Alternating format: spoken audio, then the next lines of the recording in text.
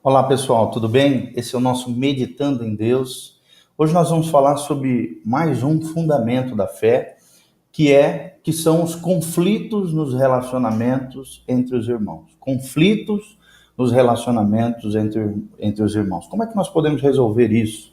Qual deve ser a postura do cristão quando acontece algum tipo de conflito, de dificuldade? Qual é a postura que eu e você precisamos ter para realmente agradar a Deus e resolver essas situações difíceis que acontecem às vezes nos relacionamentos humanos? Então, é isso que nós vamos tratar hoje. Preste bastante atenção, pegue as suas anotações e aprenda conosco, à luz da palavra de Deus, como resolver conflitos nos relacionamentos entre os irmãos. Por causa das debilidades e imperfeições humanas, né, tanto nossas como dos nossos irmãos, não tem como, vai surgir conflitos entre nós e conflitos esses que afetam a nossa comunhão. Então, nessas circunstâncias difíceis, né, que às vezes acontece, o inimigo atiça nos corações humanos ressentimentos, mal-entendidos, ciúmes, inimizades, ódios e sentimentos deploráveis como esse. E assim acaba destruindo a paz e a harmonia que deveria existir entre nós, irmãos em Cristo. Pessoas que deveriam se amar e se relacionar de maneira saudável e coerente com os princípios cristãos. No entanto, Deus, que é luz, quer que nós andemos na luz e tenhamos assim comunhão uns com os outros. É desejo do Senhor a nossa koinonia. Quando surge então um conflito, Deus sempre nos guiará à resolução desses conflitos, né? Porque Deus é contra o rompimento dos relacionamentos. Ele sempre nos guia a isso, a uma solução mediante a confissão, o perdão, a reconciliação, o esclarecimento, a resolução e também a compreensão do outro mediante as suas dificuldades. E Deus é assim, Deus é detalhista, Deus é minucioso e Ele quer que cada problema seja minuciosamente resolvido, solucionado. Deus é um Deus de relacionamento. O diabo é especialista em quebrar relacionamentos, romper relacionamentos, destruir relacionamentos. Deus já não.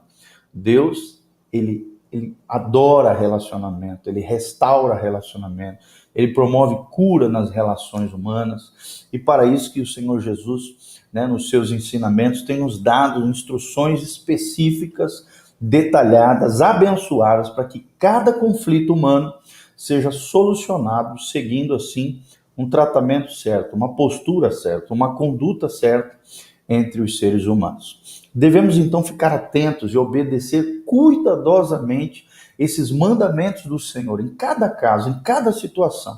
O Senhor é bem mais sábio do que nós e devemos crer que o que Ele fala na sua palavra é perfeito. Como diz Hebreus 4, a palavra de Deus é viva e eficaz. Se obedecermos às suas indicações precisas, cuidadosas, né, exatas, os conflitos serão solucionados por Ele. Ou seja, Deus vai agir, Deus vai entrar e vai conosco, em cooperação conosco, solucionar os problemas de relacionamento, os conflitos de relacionamentos humanos entre os irmãos. Então, consideremos algumas situações que criam conflitos na comunhão e qual é a solução de Deus para cada caso.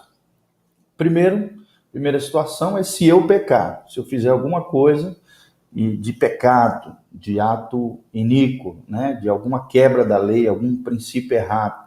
Segundo, se o meu irmão pecar, ou seja, se o pecado, a ofensa, né, a iniquidade vier do outro. Terceiro, se houver, às vezes, diferença de opiniões, diferentes perspectivas. Quarto, né, motivo de conflito na comunhão são as barreiras interiores, que às vezes eu e você, nós temos, o outro tem, em relação uns aos outros. Barreiras interiores em relação ao irmão. E às vezes essas barreiras não é apenas nossas, às vezes é alguém que colocou em nós. Barreiras interiores, paredões emocionais, afetivos, sentimentais em relação a outra pessoa. E quinto, dificuldades de concordância entre as duas partes. Dificuldades de chegar a uma resolução, a um termo comum. Lembrando sempre que koinonia, que é comunhão, é ter algo em comum. Ter algo em comum vem da raiz koinos, ter algo em comum, estar juntos. Então, primeiro conflito, se eu pecar, como é que a gente resolve conflitos humanos? A primeira situação conflitante é esse, o problema que causamos a comunhão entre os irmãos, quando nós, eu e você, qualquer um de nós, pecamos. E aí precisamos tratar isso, né? Precisamos de uma solução do Senhor para tais casos, e a solução do Senhor é a confissão de pecados. O que acontece quando pecamos? O que acontece quando eu e você pecamos? Em primeiro lugar, o pecado é um obstáculo que se levanta em nossa consciência. O pecado é um obstáculo em nossa consciência. O Espírito Santo se entristece em nós. Está lá em Efésios 4:30. A Bíblia diz que nós não devemos entristecer o Espírito Santo de Deus. Acabamos perdendo o gozo, né? Perdendo a paz com Deus e com as pessoas. E começa a brotar em nós um conflito interior generalizante. Um conflito interior, porque o Espírito se entristeceu dentro de nós. A nossa consciência está pesada diante de Deus, diante de nós mesmos e diante do outro. Perdemos a alegria e a paz, porque o pecado é um obstáculo em nossa consciência. Em segundo lugar, o nosso pecado é um estorvo, é algo que atrapalha, que embaraça a nossa comunhão com Deus. Como o pecado é uma ofensa contra Deus, Deus é santo, ninguém pode ter comunhão com Ele sem estar devidamente limpo, restaurado, purificado pelo sangue precioso de Jesus. Está lá em Isaías 59:2, quando Isaías fala que os nossos pecados fazem separação entre nós e o nosso Deus. E 1 Pedro 3,7 também fala que o nosso pecado é um estorvo, é um embaraço, é um empecilho, é algo que bloqueia a nossa comunhão com Deus. Em terceiro lugar, o nosso pecado é um obstáculo na comunhão com os nossos irmãos. Podemos ter pecado contra algum irmão ou não. Em qualquer caso, o nosso pecado afeta sim a nossa comunhão com os demais. No primeiro caso, afeta diretamente, pois o irmão tem consciência da ofensa que lhe causamos. No segundo lugar, afeta indiretamente aos nossos relacionamentos humanos, já que ao perceber em nós o pecado, mesmo que ninguém saiba, a comunhão fica prejudicada, pois esta não pode ser autêntica, verdadeira. A consciência não permanece suficientemente tranquila para termos paz com todos os homens. Somente se andarmos na luz, como Ele na luz está, temos comunhão uns com os outros, como diz 1 João 1,7, e o sangue de Jesus, seu Filho amado, nos purifica de todo o pecado. O amor só pode brotar de uma boa consciência e de um coração puro, conforme diz 1 Timóteo 1,5. O amor só pode brotar de uma boa consciência e de um coração puro. O que ocorre, então, quando não confessamos nossos pecados? Primeiro, além de continuar esse estorvo, esse embaraço, essa pedra no sapato, né? Essa situação que nos estorva, né? Em nossa consciência, em nosso interior, na comunhão com Deus e com nossos irmãos, quando o pecado não é confessado, a situação tende a se agravar, a se ampliar potencialmente dentro de nós e nos nossos relacionamentos. Primeira coisa que acontece, começamos a cultivar uma espécie de fingimento e simulação entre os irmãos. Está lá em 1 João 1, de 6 a 8. Aparentemente até parece estar tudo bem, quando na realidade o nosso coração está mal. E Deus, saiba de uma coisa, Deus reprova a hipocrisia humana. Segundo lugar, estacionamos e não progredimos espiritualmente quando não confessamos os nossos pecados. Provérbios 28:13, a Bíblia diz, o que encobre a sua transgressão nunca prosperará, mas o que as confessa e deixa alcançará misericórdia. O pecado é um laço, é um nó, que até ser desfeito não permite que prosperemos em todas as esferas da nossa vida. Terceiro lugar, se temos sensibilidade, isso agrava-se o nosso conflito interior. Se temos um pouquinho de sensibilidade ao Espírito Santo, a nossa consciência, a voz interior de Deus, conforme diz o Salmo 32, 3 e 4, ficamos perturbados, com mal-estar, nosso humor fica deprimido, né? ficamos com um mal-estar terrível, emocional, sentimental, e às vezes acontece até problemas físicos, transtornos físicos, enfermidades, como consequência da nossa luta interior. E aí estão as doenças psicossomáticas, doenças da alma, que afetam o soma, o corpo, psicossomáticas, que acabam gerando, transtornos físicos, problemas, enfermidades, por causa desse conflito interior. Se nós temos um pouquinho de sensibilidade, se não confessarmos o nosso pecado, agrava-se o nosso conflito interior. E quarto lugar, corremos também o risco de naufragar na fé. 1 Timóteo 1,19 e 1 Timóteo 3,9. A fé só pode ser guardada, queridos, com uma consciência limpa. Do contrário, logo perderemos a fé. A fé só pode ser guardada com uma consciência limpa. Do contrário, logo perderemos a fé. Quinto lugar, podemos adoecer e até morrer por obra de Deus, por uma espécie de juízo de Deus quando não confessamos os nossos pecados. Está lá em 1 Coríntios 11, 27 a 30, quando Paulo fala acerca da ceia, que muitos, por não julgarem a si mesmos e tomarem a ceia ali de maneira indevida, sem discernir o corpo de Cristo, muitos estão enfermos, Paulo diz, na igreja de Corinto, e também muitos já que dormem, ou seja, já morreram, Podemos adoecer e até morrer por causa da obra de Deus, no sentido de juízo de Deus sobre os homens. Então, qual é a resolução desse conflito? Como é que nós resolvemos essa situação com relação ao pecado nosso? A confissão dos nossos pecados. Cada pecado deve ser devidamente confessado para que sejamos, então, perdoados. Se confessarmos o nosso pecado, ele é fiel e justo para nos perdoar os pecados e nos purificar de toda a injustiça. 1 João 1,9, Tiago 5,16, ali em Tiago 5,16 diz: confessai os vossos pecados uns aos outros para que sejais curados. Salmo 32, versículo 5, a Bíblia diz: confessei-te o meu pecado e a minha iniquidade já não escondi diante de ti.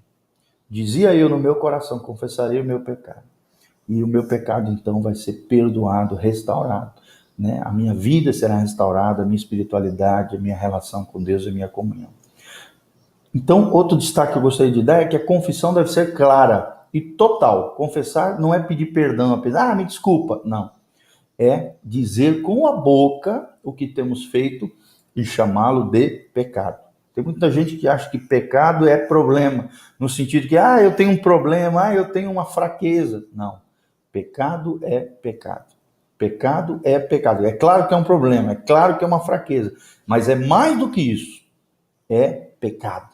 Pecado é pecado. Pecado significa errar o alvo. Confissão não deve ser por partes ou com justificativas, eu pequei porque eu achava isso. Não. Tampouco devemos enfraquecer nossa confissão, dizendo que a nossa intenção era essa, aquela, ou que não era má. Por exemplo, não é confissão, Por exemplo, a pessoa dizer: se eu lhe ofendi em algo, me perdoe. Se eu lhe ofendi em algo, me perdoe, então você não reconheceu que ofendeu. Se eu errei, fala de condição, não. Você precisa dizer: não, eu errei, eu te ofendi, me perdoe. Se pecarmos, a nossa confissão deve ser franca, clara e direta, admitindo plena e sinceramente a nossa culpa diante de Deus e diante dos homens. Segundo destaque com relação à confissão, a confissão deve ser feita com humildade, com contrição de espírito, com arrependimento no coração. Tão profundo como o pecado deve ser a nossa humilhação, nosso quebrantamento, a nossa vergonha, a nossa dor, o nosso reconhecimento. Devemos rejeitar com toda a nossa força o nosso pecado. O nosso quebrantamento não deve ser superficial, apenas de fachada ou passageiro, mas sim um verdadeiro arrependimento e correção para não incorrermos novamente nesse mesmo pecado. A Bíblia diz: o que confessa e deixa. É necessário confessar e é necessário abandonar o pecado, conforme diz Provérbios 28:13. Aí sim nós prosperaremos em todas as áreas da nossa vida. Nós vemos muitas pessoas, inclusive crentes, cristãos, que não prosperam, que não são abençoados. Por quê? Porque não confessam os seus pecados. Tem um embaraço ali, tem alguma coisa que estorva a vida espiritual em determinadas áreas na sua vida, porque não confessa o pecado. A confissão deve ser feita também com restituição quando for necessário e possível, conforme diz Lucas 19:8 e Levíticos 6, de 2 a 5.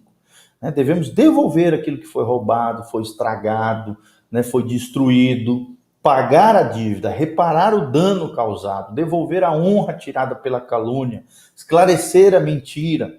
Precisa ser resolvido isso. Além disso, devemos assumir com responsabilidade a nossa culpa e as consequências do nosso pecado. Assumir com responsabilidade a nossa culpa e assumir também as consequências do nosso pecado. Todo pecado tem consequências, maiores ou menores, dependendo do grau do pecado. Existem maior abrangência ou menor abrangência, mas tem consequência espiritual, psicológica, emocional e às vezes física e às vezes material. Então preste atenção, todo pecado tem consequência. Quarto, a confissão também deve ser feita sem demora, ou seja, o mais rápido possível, conforme o Salmo 32:3, enquanto calei meus pecados, envelheceram os meus ossos. Ou seja, enquanto eu me calo, existe um processo de morte dentro de mim, de murchar, que é o que o Salmo 32:3 fala, O meu humor se tornou sequidão de estio. O que é isso? É como se fosse uma folha murcha, murchando, perdendo a vida, a força, o vigor. Assim é, quando você se cala, se envelhecem os seus ossos. Não se põe o sol sobre a vossa ira, Efésios 4:26. Paulo está dizendo, olha, resolva a situação, resolva o conflito. Não deixe para amanhã. Resolva hoje, antes de anoitecer. Resolva o conflito. Tem gente que fica, casos, por exemplo, de casamento, dentro da família, dias e mais dias, semanas e anos para resolver um conflito e uma situação. E não é assim diante de Deus. A Bíblia diz, não se põe o sol sobre a vossa ira. Então não devemos amontoar pecados, nem deixá-los para depois. Isso é um pecado chamado de procrastinação. Deixar para depois aquilo que eu preciso resolver hoje. Quanto mais tempo deixarmos passar, pior será para confessar. No momento que temos a consciência do pecado, devemos obedecer imediatamente o impulso do Espírito Santo e confessá-lo. Resolver, restaurar. Se confessarmos, se pecamos, a confissão é indispensável para seguirmos adiante. O quinto destaque sobre a confissão é que a confissão deve ser feita sem reprovações, nem ressentimentos contra os outros. Devemos confessar sem jogar na cara do outro o seu pecado.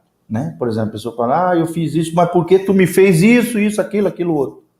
Então, você está jogando na cara do outro o pecado do outro. Não, confessa o teu pecado. E você vai perceber que quando você confessar, se quebrantar, se humilhar, Deus vai quebrantar e vai gerar ali uma restauração da relação. E até o que o outro fez para te ofender, para te machucar, para te ferir, provavelmente, se não na hora, às vezes alguns dias depois, o Espírito Santo, se ele tem sensibilidade ao Espírito Santo, nasceu de novo e tal, o Espírito Santo vai trabalhar no coraçãozinho dele para que seja restaurado essa relação. Muitas vezes num conflito é possível que haja pecados de ambas as partes. Nossa responsabilidade é confessar o nosso pecado e perdoar humildemente de coração o pecado de nosso irmão. Se não perdoarmos, não seremos perdoados por Deus. Mateus 6:12, versículos 14, versículos 15, Mateus 18, o capítulo inteiro fala também sobre a questão do perdão. Sexto destaque sobre a confissão. A confissão deve ser feita cobrindo a área de ofensa. Como regra geral, devemos confessar a quem temos ofendido. Devemos dirigir-nos à pessoa, ou grupo ou congregação contra a qual temos pecado e necessitamos confessar. Também devemos estender a nossa confissão àqueles diante de quem temos pecado. Ou seja, falou uma besteira para um monte de gente, junta toda essa turma, confessa ali o pecado, corrige, conserta. A confissão, o tratamento do pecado tem que ser no nível de conhecimento, na amplitude daquela situação toda, conforme diz Mateus 5, 23, 24. Se é a nível pessoal, trate a nível pessoal. Se é nível coletivo, chame a coletividade e resolva aquela situação. Sétimo destaque sobre a confissão: devemos confessar as nossas faltas uns aos outros, ou seja, a pessoas, a homens e mulheres maduros, a pessoas de Deus na nossa vida. Tiago 5,16 e 1 João 1,7. Mesmo que o nosso pecado não seja cometido contra os irmãos, pecados, por exemplo, na nossa vida interior, nossa vida privada, né?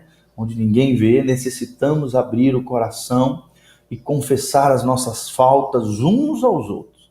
Existem várias razões sobre isso, né? Tiago 5,16, eu já falei, vou repetir: confessai as vossas faltas, vossas culpas uns aos outros, para que sareis. Se você quer ser sarado, curado, restaurado, confesse as suas faltas aos outros, aos irmãos, a pessoas de confiança, a pessoas maduras, a pessoas que sejam cobertura espiritual, mentores, pais espirituais, pessoas que realmente tenham condição de te ouvir sem se afetarem e ao mesmo tempo te cobrirem e orarem por você, cobrindo você espiritualmente naquela situação.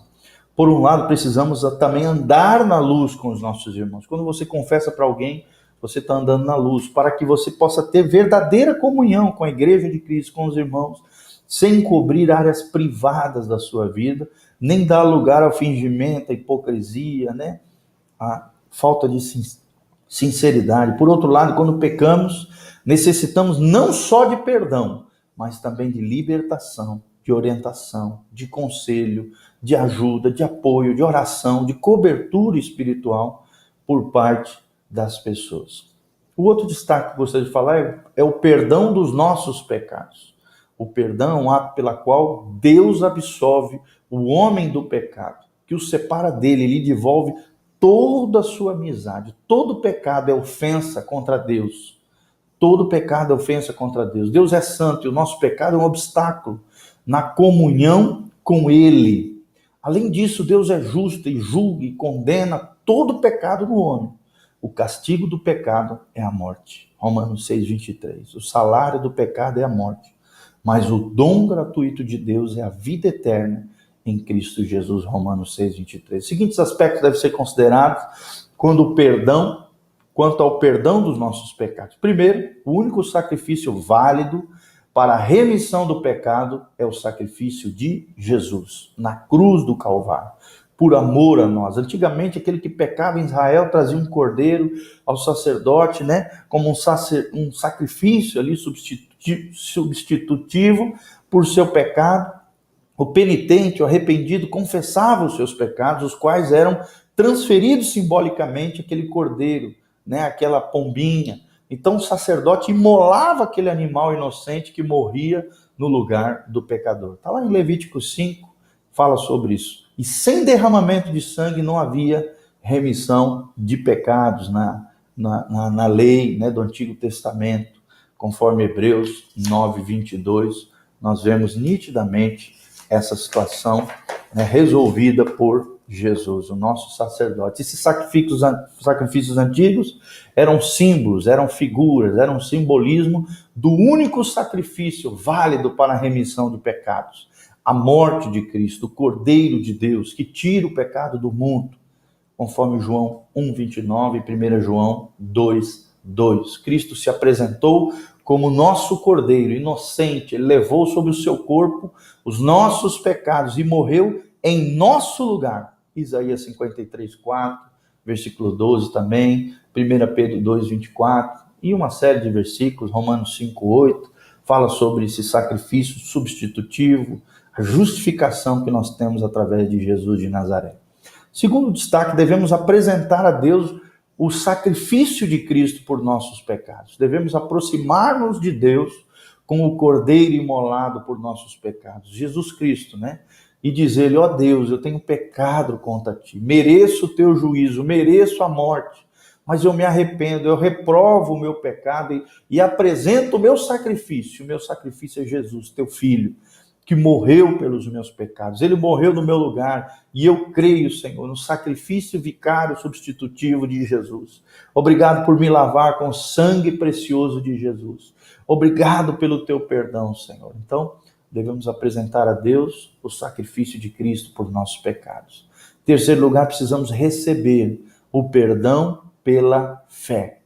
Depois de havermos confessado os nossos pecados e apresentado o nosso sacrifício, que é Jesus Cristo, a Deus é indispensável aceitarmos pela fé o perdão do Senhor. Receba pela fé o perdão do Senhor. E quarto lugar, o perdão de Deus está baseado em sua misericórdia e em sua justiça.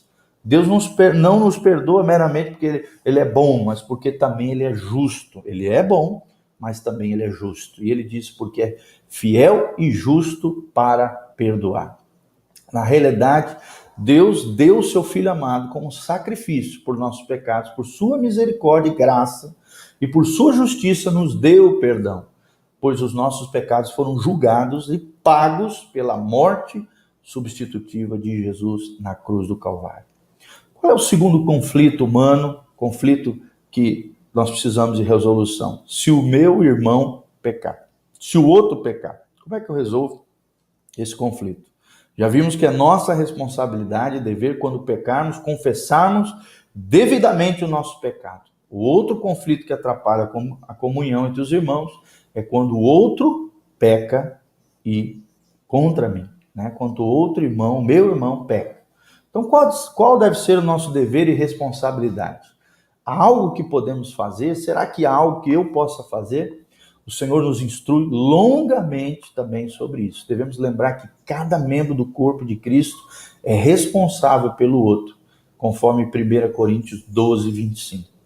Eu sou o guarda do meu irmão, sou responsável por velar por ele, por orar por ele, por ensiná-lo, por admoestá-lo, por ajudá-lo, por cuidar dele. E esta é a ajuda mútua entre os membros do corpo de Cristo. Todos, por amor, devemos cuidar uns dos outros, conforme diz 1 Tessalonicenses 5, de 11 a 14, Romanos 15, 14 também fala sobre sermos guarda do nosso irmão, sobre cuidarmos uns dos outros. Primeiro destaque quando nós falamos sobre esse cuidado, né, e o que nós devemos resolver quando o outro peca. O que não devemos fazer quando algum irmão peca. Levíticos 19, de 16 a 18. Primeiro é calar e ignorar o assunto. Nós vemos isso claramente no versículo 17.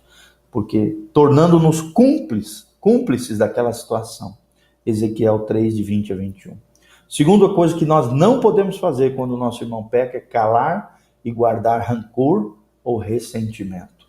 O versículo 17 diz: não aborrecerás teu irmão no teu íntimo. Fala de uma amargura, de um ódio, de um ressentimento.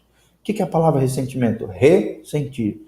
Sentir novamente a ofensa, né, do irmão, aquilo que foi feito contra mim. Terceira coisa que nós não podemos fazer quando o irmão peca é contar ao outro para que este o confronte. Né? Contar a outro para que este o confronte. Vai lá, me ajuda, confronta o fulano. Não. Quarta situação, julgá-lo ou condená-lo, se achando melhor ou mais justo ou mais correto. Não, querido. Mateus 7, de 1 a 2 diz que nós não podemos julgar uns aos outros. Isso cabe a Deus. Não pode, né? Com a mesma maneira que medirmos os nossos irmãos, seremos medidos pelo Senhor. Lucas 6,37 também fala sobre isso. Quinta coisa que nós não podemos fazer: fofocar, murmurar, julgar e criticar entre pessoas quando a pessoa está ausente. Né? Ficar falando mal pelas costas, falso testemunho, ou até se realmente aconteceu, fofocando, murmurando, julgando e criticando aquela pessoa. A Bíblia diz em Hebreus que a amargura de espírito, ele estanca o fluir da graça de Deus e, além disso, contamina a muitas pessoas. Sexta coisa que nós não podemos fazer: suspeitar maquinações ou intenções não confirmadas. Né? Começar a construir na cabeça, nos pensamentos, coisas maldosas, né? Maquinações ou intenções, achar que você é Deus e que você consegue sondar e perceber as intenções e maquinações do coração alheio. Não faça isso. E sétimo, precipitar opiniões sem ouvir o criticado. Né? Precipitar opiniões sem ouvir o outro lado da moeda. Todo conflito, toda situação, existem dois lados.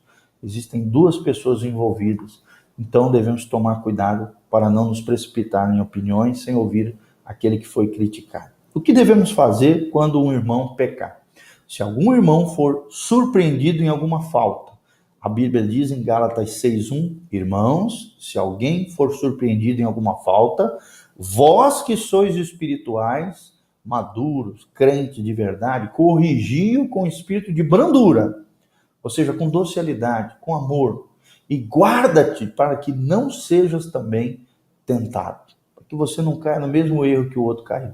Segundo, se alguém se extravia da verdade, Tiago 5:19-20, a Bíblia diz, meus irmãos, Tiago 5:19-20, meus irmãos, se alguém entre vós se desviar da verdade e alguém o converter, saiba que aquele que converte o pecador do seu caminho errado, salvará da morte a alma dele e cobrirá multidão de pecados. É um grande feito trazer de volta aquele que está se extraviando da verdade. Terceiro lugar, se alguém vir o seu irmão cometer pecado, se alguém vir a seu irmão cometendo pecado, não para a morte, pedirá e Deus lhe dará vida aos que não pecam para a morte. Há pecado para a morte, e por esse não digo que rogues. 1 João 5:16. Qual é esse pecado para a morte? É a blasfêmia contra o Espírito Santo, que é o pecado imperdoável, conforme diz a palavra de Deus. Resumindo essas passagens, o procedimento indicado pelo Senhor é o seguinte: se alguém vê, é responsável por aquele que está fazendo o errado. Então, se soube pela maneira certa, não através de fofoca, maledicência, não. Devemos comprovar a veracidade do fato e sermos responsáveis de admoestar, exortar aquele irmão em amor. Orar ao Senhor também pedindo a restauração do irmão, a graça do Senhor, a mansidão para com ele e corrigi-lo em amor. Terceiro, confrontar o irmão com espírito de mansidão para guiá-lo ao arrependimento e à confissão. Quarto, ajudar na sua restauração. Através do quê, pastor? Descobrindo as causas, as raízes, o porquê da existência daquela fraqueza. Se aquela fraqueza vem por ignorância, ou por leviandade, ou por debilidade, ou por rebeldia, ou por hipocrisia, ou por irresponsabilidade. Nós precisamos ir fundo, na raiz, na causa do problema. Vigiar também sua vida, seu desenvolvimento espiritual, orientar e ensinar uns aos outros, com a fim de estabelecer uma base sólida, um fundamento, para evitar também no futuro outras quedas, e também comunicando graça, perdão, fé, vitória, verdade, restauração, acolhimento, amor genuíno, amor prático. Em todo o nosso procedimento, a intenção deve ser amar e ajudar o nosso irmão, salvá-lo e não perder. O que devemos fazer quando o irmão peca contra nós?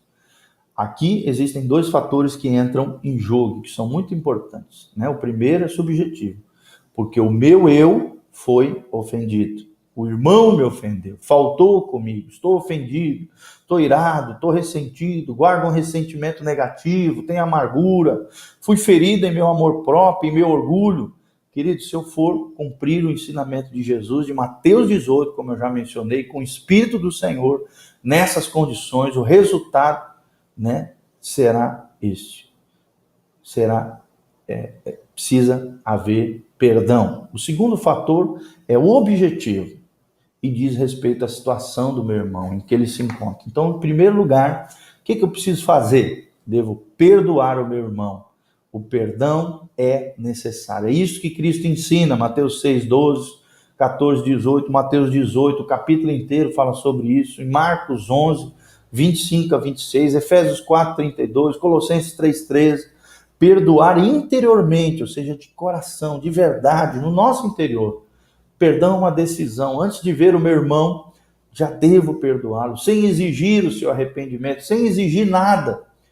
Isto é libertação interior para mim. Quem vai ser curado, restaurado interiormente sou eu. E o meu irmão também vai ser liberto daquela situação toda vergonhosa e situação terrível da ofensa. Segundo lugar, depois eu devo repreendê-lo para a sua restauração. Agora livre de ressentimentos, com o coração ofendido, aí sim eu estou em condições de ir na direção do meu irmão, não porque quero exigir que se faça justiça comigo. Não, a minha intenção não é o meu benefício, salvaguardar o meu eu, o meu ego, não, mas o benefício do meu irmão. Eu vou porque eu amo, vou porque eu quero ajudá-lo, mas também sou responsável por tirar o cisco do seu olho. O que eu vou tratar não é o fato dele ter pecado contra mim, mas simplesmente de ter pecado. Eu tenho consciência disso e, portanto, devo ajudá-lo a contribuir para o aperfeiçoamento da igreja, de todos os santos, para que cada um seja mais parecido com Jesus. Então, o procedimento é esse: salvar, buscar, né, que não se perca, ter ganho um ao outro, conforme diz Mateus 18, de 11 em diante, fala muito sobre isso. Devemos ser revestidos com toda a sabedoria do alto para fazermos essa obra. Precisamos pedir graça de Deus, sabedoria do alto para fazermos isso da maneira correta, com motivação correta, no Senhor, com espírito de humildade e quebrantamento diante de Deus. Qual é a margem de tolerância? O que foi falado em relação à nossa responsabilidade de repreender e corrigir o nosso irmão. Quando peca, também deve ser levado em conta para pecados concretos e patentes, pecados que realmente perturbam a nossa consciência comunitária. Devemos ter tolerância nas seguintes situações. Preste atenção. Quando são coisas triviais e não repetitivas, né? Repetidas. Então não podemos andar com uma lente procurando pecado alheio. Não. Caso contrário, nos tornaremos maçantes, chatos, enfadonhos. Principalmente se não temos relacionamento de responsabilidade com a pessoa. Aí o cara se torna um legalista, um hipócrita, um legalista. E todo legalista, todo aquele que tem facilidade de achar pecado alheio, tem um pecadão escondido dentro dele. Segundo lugar, quando é necessário também dar um tempo. Devemos, às vezes, dar uma oportunidade para que o pecador reaja e confesse por si mesmo. Confesse por si mesmo.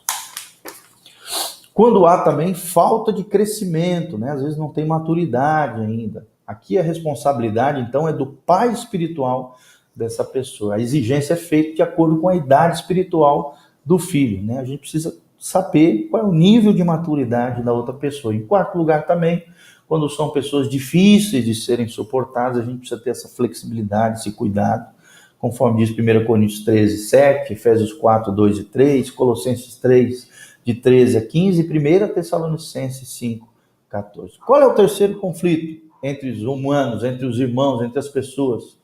Diferenças de opiniões. Preste atenção nessa, porque essa é muito comum dentro da igreja, dentro da família, entre as amizades, diferenças de opiniões. Existem certas coisas na vida cristã nas quais se permite certa diversidade de critérios ou de opiniões. São aspectos secundários da vida cristã sobre as quais não há um mandamento claro da parte do Senhor, né? A Bíblia não fala nada a respeito. Devemos evitar, então, os conflitos entre irmãos, pensando no que disse o Senhor a esse respeito, por exemplo, Romanos 14, né? E nós vamos ver Romanos 14, de 5 a 22, a Bíblia diz que é correto ter e manter convicções e viver de acordo com elas. Não tem nada de errado com isso. Segundo lugar, não devemos ser sábios em nossa própria opinião, achar que nós sabemos mais do que os outros, que a minha opinião tem que prevalecer. Terceiro, devemos respeitar as convicções dos outros, quando se trata de opinião. Opinião é opinião.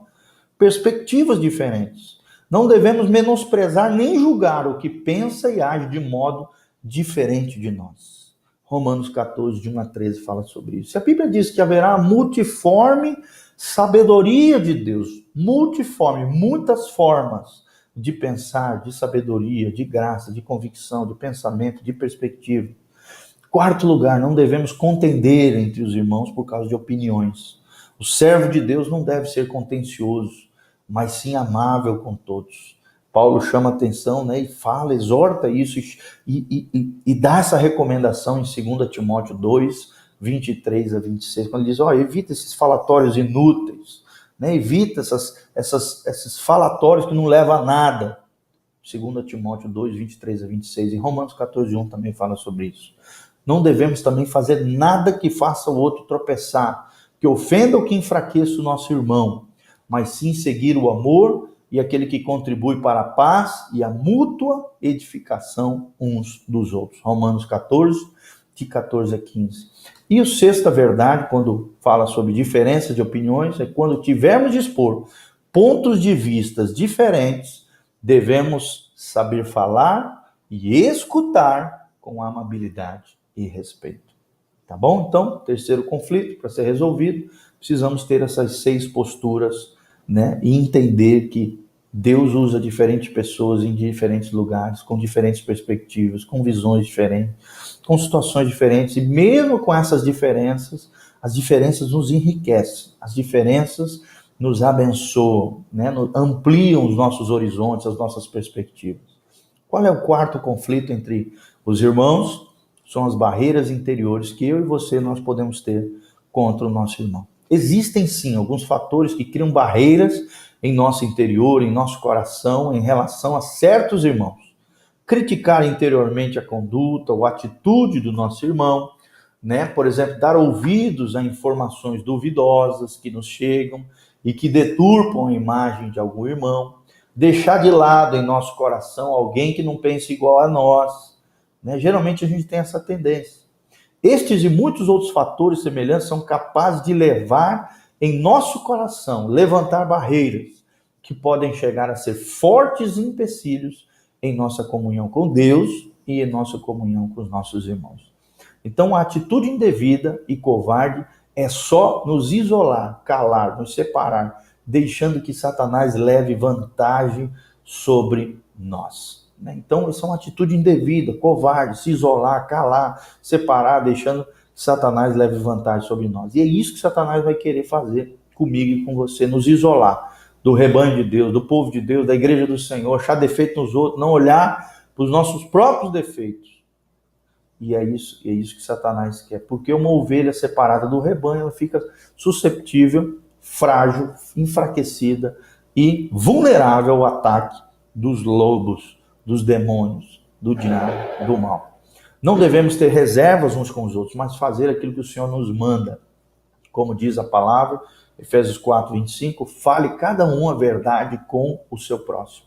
Devemos ir ao nosso irmão com mansidão, com humildade, abrir a ele o nosso coração. Quantos mal-entendidos podem ser esclarecidos e quantos problemas podem ser resolvidos se nós formos na direção do outro. Isso é um grande problema também. A pessoa fica, ele que errou lá, ele que tem que vir falar comigo. Não. Nós devemos buscar ter a paz uns com os outros. No que depender de vós, no que for possível, busquemos ter a paz com todos os nossos irmãos. Então, cabe a nós resolvermos essa situação. Aí, havendo problemas reais que geralmente não são do tamanho que imaginamos, o Senhor começará a operar para que sejam solucionados esses conflitos.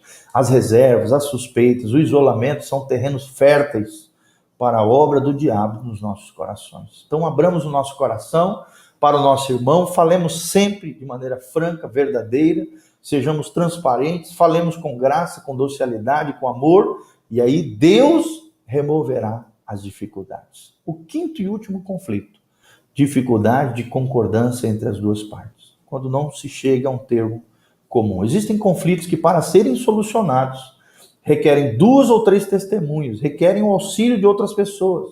Por exemplo, um casal que está tentando resolver um conflito, uma situação, não estão chegando a uma concordância, precisam buscar a ajuda de um conselheiro espiritual, de um pastor, de uma obreira, obreiro, missionário, alguém que possa, um terapeuta, um psicólogo, alguém que possa, uma pessoa que seja madura no Senhor, íntegra, capaz de julgar objetivamente, né, sem partidarismo, aquela situação, buscando a concordância entre as duas partes.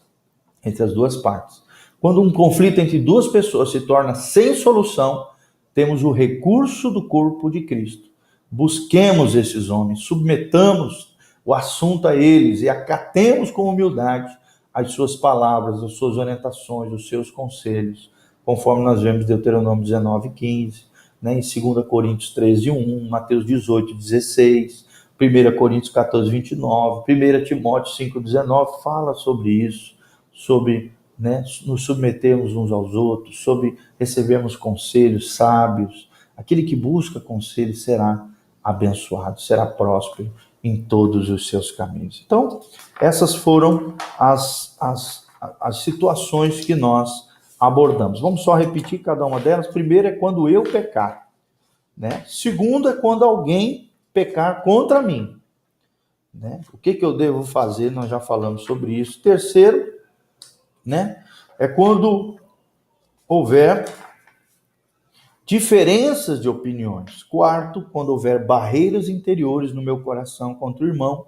E quinto, quando houver dificuldade de concordância entre as duas partes. Então, espero de alguma maneira ter contribuído para que você entenda, consiga e resolva conflitos interiores entre os irmãos, no contexto da família, nos relacionamentos afetivos, sentimentais, no ambiente de trabalho, né, no ambiente educacional, em todo lugar. A palavra de Paulo em Romanos 12 é: no que depender de vós, tende paz com todos os homens.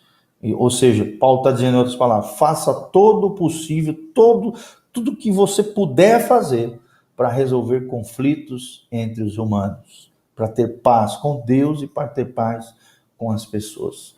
Então lembre-se disso, busque essa graça, essa sabedoria de Deus. Se tiver que consertar com alguém, pedir perdão, confessar, resolver, restaurar, restituir, faça isso.